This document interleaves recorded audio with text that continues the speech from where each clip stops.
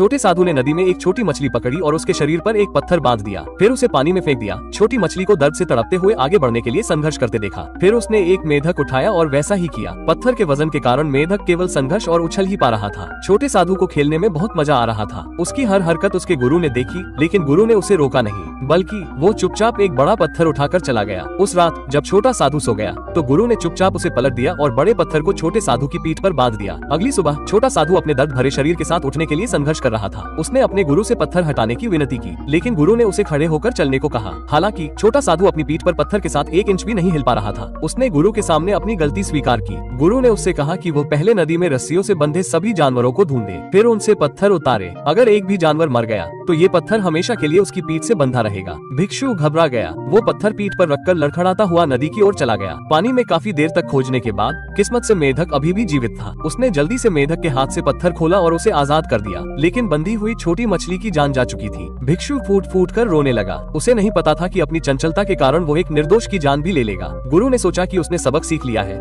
इसलिए उसने भिक्षु की पीठ से पत्थर उतार लिया। ऐसे ही कई साल बीत गए। भिक्षु बड़ा हो गया था। अचानक मंदिर में एक लड़की आई। उसने और भी बड़ी गलती कर दी। एक दिन जब लड़की सो रही थी, उसने चुपके से लड़की की रजाई में हाथ डाल दिया। अचानक हुई हरकत से लड़की जाग गई और उसे थप्पड़ मार दिया। भिक्षु समझ गया कि उसने आज्ञा का उल्लंघन किया है। वो तुरंत बुद्ध की मूर्ति के सामने झुक गया और घबराकर अपना गुनाह कबूल कर लिया। लड़की उसे दिलासा देने वाली थी। अचानक गुरु ने दरवाजा खोला और अंदर चले गए। भिक्षु अपने गुरु के सामने इतना दोषी था कि वो सामने नहीं आ सका, लेकिन उस रात जब गुरु सो रहे थे तो वो लड़की की रजाई में घुस गया। इस बार उसने गुरु द्वारा खोजे जाने से बचने के लिए पूरी तरह से सीमा पार कर ली। वे चुपके से एक नाव पर सवार होकर झील के बीच में पहुंच गए, लेकिन अगली सुबह गुरु बाहर निकले और नाव पर सवार 2 लोगों को देखा। उन्होंने सावधानी से नाव को करीब खींचा, फिर उन्होंने नाव के नीचे लकड़ी के प्लग को धीरे से खींचा। उसके बाद गुरु पलट गए और मंदिर लौट आए। झील के ठंडे पानी ने दोनों सो रहे लोगों को जगा दिया। छोटे भिक्षु को पता था कि यह गुरु की सजा है। वो दरवाजे के सामने घुटने टेक कर गुरु से क्षमा याचना करता है, लेकिन गुरु ने उसे इस रिश्ते को भूल जाने की चेतावनी दी। फिर वो लड़की को लेकर मंदिर से बाहर चला गया। छोटे भिक्षु को बुद्ध की मूर्ति के सामने शास्त्र पढ़ने की सजा दी गई थी, लेकिन वो फिर भी जाने नहीं दे सका और उन्हें रुकने के लिए मनाने के लिए दौड़ा। हालांकि गुरु ने फिर भी पीछे मुड़कर नहीं देखा। तब से छोटा भिक्षु दिन रात सो नहीं सका।